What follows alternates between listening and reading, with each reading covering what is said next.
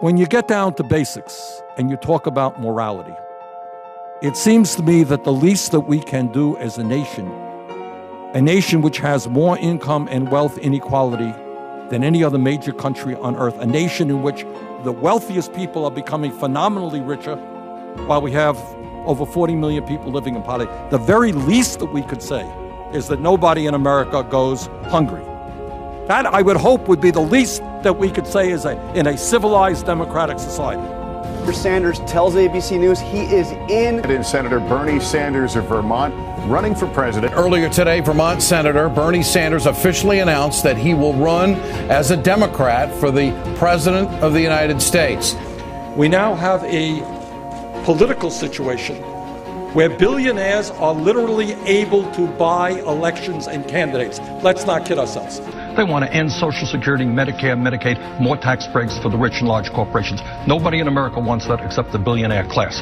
And yet they are now able to put hundreds of millions of dollars into the political process. A great nation will not survive, in my view, when so few have so much and so many have so little. He has a set of consistent principles that he has run on his entire political life. I think Americans love authenticity, and they think there's not a lot of it in politics today. And Bernie Sanders, like him or not, is authentic. Let's say this about Bernie Sanders. He is the rarest of commodities in Washington, D.C. He is truly an honest man.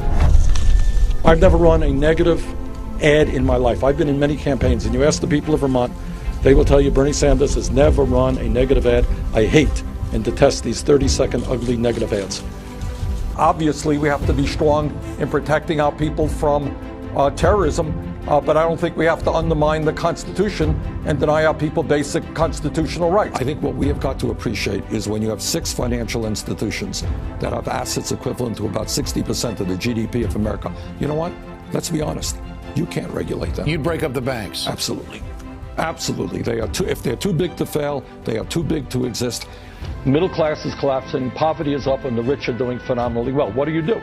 What you do is say that in America we're going to rebuild our crumbling infrastructure, and by doing that we're going to create millions of jobs. We've got to raise the minimum wage to a living wage, and over a period of years to at least $15 an hour. We as a nation are the only country in the industrialized world not to guarantee health care. 45,000 people die each year because they don't get to a doctor on time, which is why, by the way, I am a strong advocate of a Medicare for all single-payer program. Quality education in America, from child care to higher education, must be affordable for all.